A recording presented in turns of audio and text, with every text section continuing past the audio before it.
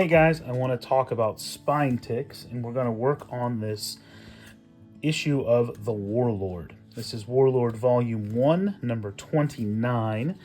This is another series that I collect. I love this sword and sorcery story, and the Warlord is kind of a classic man out of time. Guy essentially goes to a back in time, alternate dimension, and finds himself with knowledge of modern technology, but thrust in kind of barbarism and the world of magic and swords, and pretty interesting stuff. And I absolutely love this cover. I think the colors just pop. I think there's just a really strong central image. A lot of the artwork from this series is what really drew me to the book and to the series as a whole. But we're talking about spine ticks. So spine ticks are these little creases you see in the spine, and they run horizontal to the spine, or perpendicular. And this is from the book being picked up or bent in certain ways and just really not handled with a lot of care. And so this one has a number of spine ticks, as you can see. And again, the light catching it just right shows how dramatic they can be. Thankfully, it does not look like these are color-breaking spine ticks, so we're going to try a new technique, or a very simple technique, to get these out and avoid doing a full press. Sometimes a full press can get these out, sometimes they can't. But if we can get these out with just a little bit of effort, or even prep them before we go to a full press, all the better.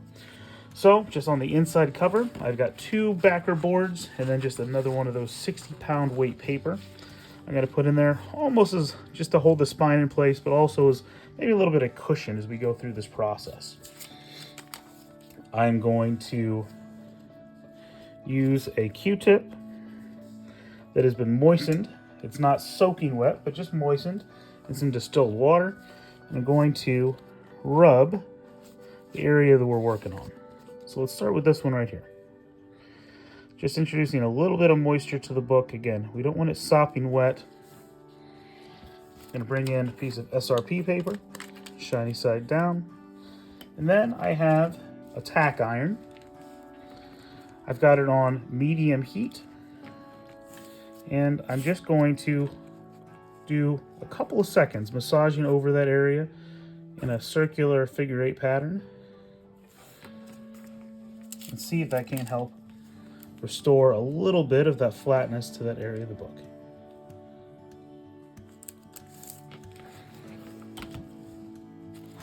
Again, you can see that already it has taken a lot of that horizontal bend out. Now, unfortunately, it looks like that is breaking color now that we've taken the actual dent out of the book. So we're not going to be able to replace that color, but we can get out some of the unsightly bends. So let's kind of see if we can work down the spine and address those and see what we can do.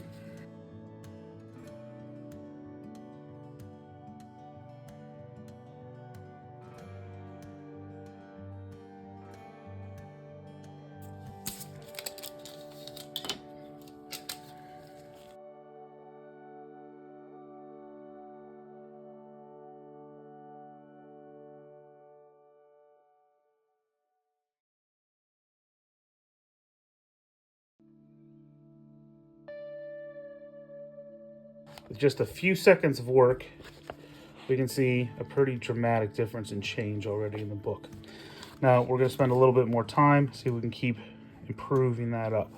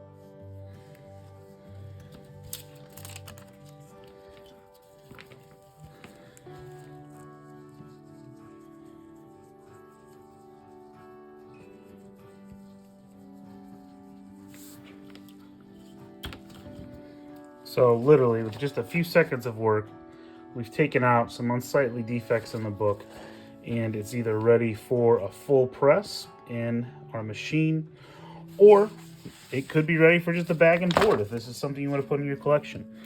So a easy technique, does not take very much time at all to accomplish, I think, a pretty great result for what we're looking for. Now this book, really, because the cover is so great, I might do a little bit more work on this. This might be one that'd be fun to display. Unfortunately, we did get one color break here. Looks like we might have another color break here. Again, trying to fix those is just going to get us in trouble in the dreaded purple restoration badge.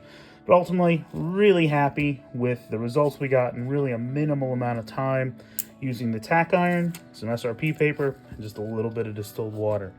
So as always, if this helped, you learned anything, or you just were entertained by the video, please like and subscribe, and we'll see you on the next one.